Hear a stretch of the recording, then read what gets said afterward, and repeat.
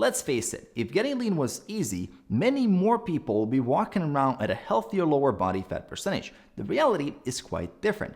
Actually, is the exact opposite. More and more people every year struggle with excess body fat. And in this video, I'm going to share with you what makes the process of getting down to 15% body fat and lower so difficult, and then what can you learn from those outliers who successfully done this that you can apply to your routine. So without any further ado, let's dive right into it. Now, the first thing that makes getting lean more difficult is increased drive to eat. And this is a natural side effect of staying in a calorie deficit. As your body fat and body weight decrease, your motivation to eat increases. Our current best understanding is that for every 2.2 pounds or 1 kilogram lost, that food drive increases by about 100 calories per day. So this means that if you lost 10 pounds or 4.5 kilos, that food drive may increase by about 450 calories per day. If you combine that with some metabolic adaptation, where you're forced to cut calories even lower to continue losing body fat, well, this makes the diet much more difficult to stick to. This is also why hunger management is such an important skill to master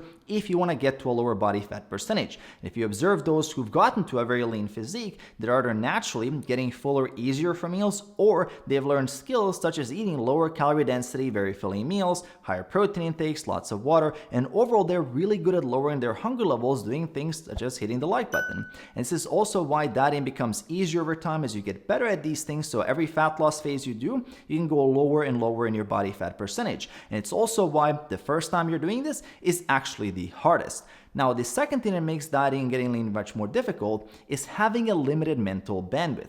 Most people, including myself, have a lot of things going on in our lives, and there are many competing commitments. And what I see a lot are actually individuals who are able to stay really dialed in and see some good results when life is simple, but when stress increases, there are many more things going on, they easily get overwhelmed and eventually start falling off track. So they end up in this cycle where every year they're losing and regaining the same amount of body fat. And the truth is, if you can only stick to things when there's no stress in life, well, effectively you can't get results because that's not realistic. And the bottom line here is that we all have 168 hours per week. And if you're setting an ambitious goal with your physique, such as getting down to 12 to 15% body fat, you need to make sure that you're good at reorganizing your schedule to still have time left over to plan your meals, to keep you in a calorie deficit, to get enough protein, to track your progress, that you're getting your steps in, that you're doing your workouts, and making sure you're getting enough sleep to keep everything together. I know people don't want to hear this, but in practice, this usually means making a strategic sacrifice where you're taking time for something else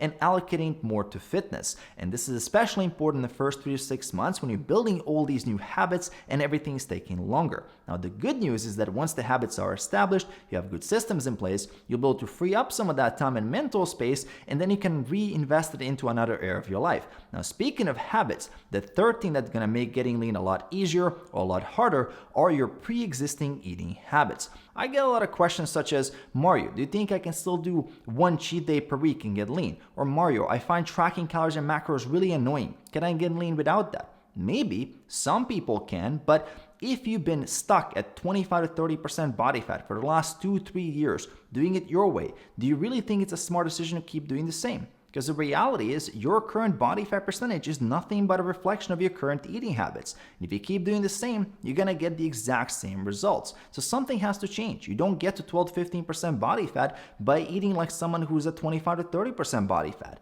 And to give you an example, here are a couple of eating habits that really keep people stuck. Lack of portion control, eating really fast and being distracted, mindless snacking throughout the day, having no structure or meal plan, not drinking enough water, going completely free for all on the weekends, using food and alcohol to de-stress, and overall not paying much attention to calories, macronutrients, and diet quality. All those things describe how most people eat. They don't consume food with a goal in mind, and that reflects in their health and their body fat percentage. And if you do the same, how can you expect a different result? And I'm also not saying that all this is your fault. We pick up our eating habits from our environment, from our upbringing. A lot of this stuff is considered completely normal. But the thing is, normal these days is being overweight and unhealthy. And even though it's not your fault, now that you have this information, your body is your responsibility. And if you want to become a lean person, you need to learn how to behave like one. Now, the other thing we need to talk about when it comes to getting lean and the difficulty is how you're mentally approaching this whole process. People like to believe that they're just one quick diet away from a lean physique, and it's far from that. Getting to 12 to 15% body fat for the first time is a major psychological challenge. It's not gonna happen unless you cultivate a lot of discipline, persistence, and delayed gratification. And these are things that we really suck at. New phone comes out, instant pre-order to get it as soon as possible. Wanna eat something sweet? Open the app, delivery in 10-15 minutes, and if it's 5 minutes late, most people leave a bad review. We're now living in a world that's becoming more and more about quick, easy, and convenient. And that mindset simply doesn't work for fitness. You can't just go all or nothing and expect to fix 10-15 years of bad eating habits in 4 to 6 weeks of dieting.